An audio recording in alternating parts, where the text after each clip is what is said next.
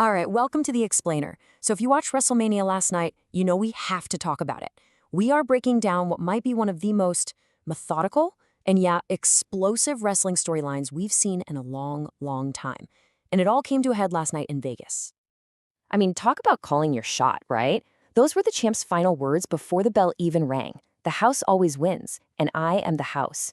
Chills. And, well, she wasn't wrong, was she? Okay, let's really get into how we got here. So to really get how Stephanie Vacker ended up standing tall with that championship held high, you have to look back. You have to understand the brutal civil war that brought her two challengers, Liv Morgan and Raquel Rodriguez, to their absolute breaking point.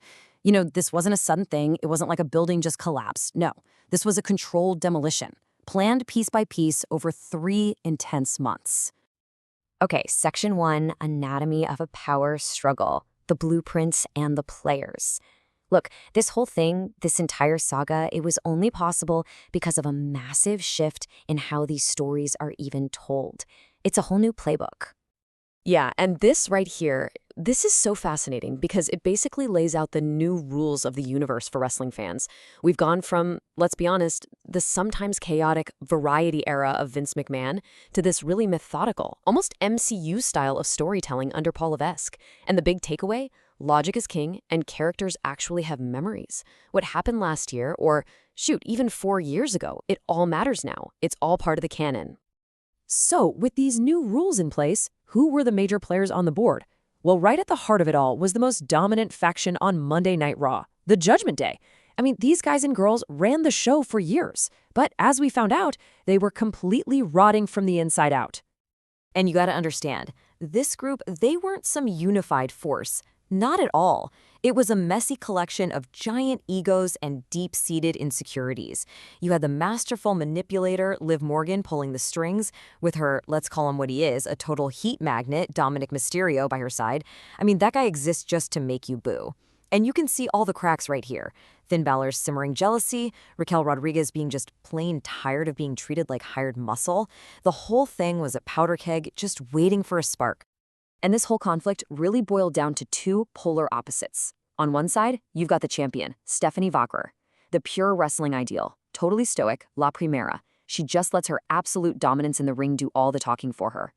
And on the other side, the complete opposite, the manipulator, Liv Morgan, the villainous brat who is playing 4D chess, using psychological warfare to orchestrate this entire collapse. But there was a third piece to this puzzle, and she was stuck right in the middle of it all. The powerhouse, Raquel Rodriguez. This is a former champion, mind you, who'd been reduced to playing the role of Liv's weaponized giant. And their history, man, their history as 4-time tag champs, that complex friendship, that was the real emotional heart of this story. And, as it turns out, it was also the fuse that would light that powder keg. All right, next up, the Chamber of Betrayal. February 2026, the point of no return. This is where everything changed. We're heading to the Elimination Chamber in Chicago, the event that took all that internal friction and just poured gasoline on it, turning it into a full-blown inferno. So the whole month leading up to the chamber was just littered with these little clues. The writers love to use this trick called a red herring.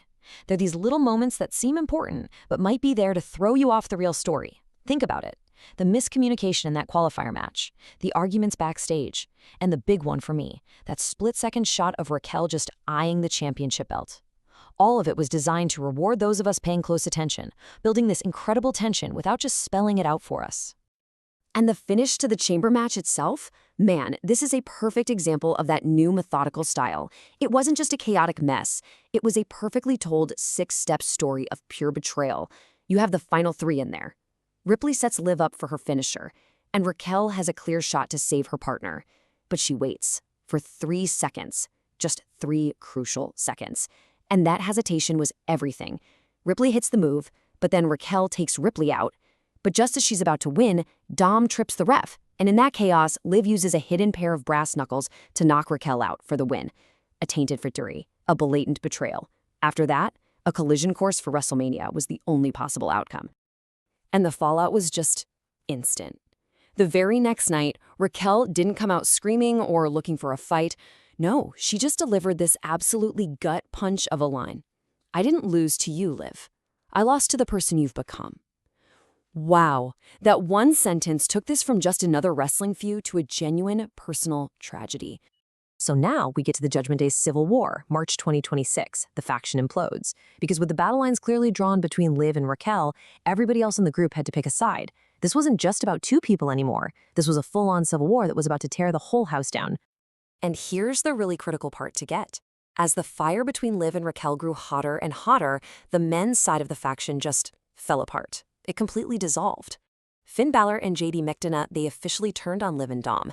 Finn, the guy who was supposed to be the veteran anchor, just declared the whole experiment a failure. He said the group was dead. And while all this was happening, Raquel was busy reminding everyone what a powerhouse she is, and the champion, Stephanie Vacker, she just watched from a distance, playing her own mind games. The end result? Liv and Dom were left totally alone on an island. Honestly, the whole thing got so popular so fast, the fan reaction was off the charts. You could feel it every week. So on March 13th, management basically had to acknowledge the record-setting popularity of this feud. They made it official. The championship match at WrestleMania was now a triple threat. The three biggest stars in the division were going to settle this once and for all. Which brings us to the grandest stage payoff. April 19, 2026, the climax at WrestleMania 42. This is what it was all about. Last night in Las Vegas, every single thread of this 3-month story, every argument, every cheap shot, every single one of those lingering glances, it all came together and paid off in the most spectacular way possible. So first things first, they had to solve the Dominic problem, the constant interference that had been a part of Liv's whole game plan. Well, it got solved, decisively. Raquel just snapped. She hoisted him up and put him through the announcer's table with a sick powerbomb. It was more than a move, it was her officially kicking him out of her life, period. And then we got Liv's big gamble. In just this incredible moment of pure cunning, she sees Raquel about to finish off the champ. So what does she do? She literally leaps off Stephanie Valker's back to hit a codebreaker on Raquel. I mean, who does that? Using the champion as a springboard to take out your biggest rival? It was absolutely brilliant, totally high risk, and it completely changed the dynamic of the match. But here's the thing about a high-risk gamble. It can backfire, and that move left Liv completely vulnerable. Just for a second. And a second is all the champion needed. The ever-stoic, always-ready Stephanie Vacker capitalized on that one moment of chaos, recovered, and bam, hit her finisher, the Devil's Kiss. 1, 2, 3, and just like that, it was all over. Stephanie Vacker pins Liv Morgan, and she retains the Women's World Championship. It was the perfect ending to an absolute masterclass in long-form storytelling. The smartest and strongest wrestler won, proving that being manipulative isn't always enough. So let's decode this thing. Decoding the storytelling masterclass, the analysis and aftermath. Why did this storyline work so well? Why did it connect with so many of us? And maybe more importantly, what's next for everyone involved? Well, like we talked about, a huge reason this worked is that it rewarded you for paying attention. It used those red herrings, right? Those little clues and misdirects, like Raquel glancing at the title. Those moments built up the tension so that when the betrayal finally happened, it felt both like a total shock, but also kind of inevitable. It made you feel like watching every single week actually mattered. It respected your intelligence as a fan. And just look at where everyone landed. The results are crystal clear. Every single character has a new, logical path forward. Vaquer is cemented as the undisputed ace. The Judgment Day is officially a thing of the past. Raquel is back to being the solo powerhouse she was meant to be. Heck, even Dominic Mysterio has a chance for some kind of redemption story. There are no loose ends. It's just clean, satisfying storytelling. So you have to ask the bigger question, right? By actually rewarding fans for having a long-term memory and by making sure actions have logical consequences, has modern wrestling finally cracked the code on serialized storytelling? Because the fall of the House of Judgment, that wasn't just an ending. It feels like a statement of intent for this whole new era. It leaves you wondering, what other incredible stories like this are they just waiting to tell?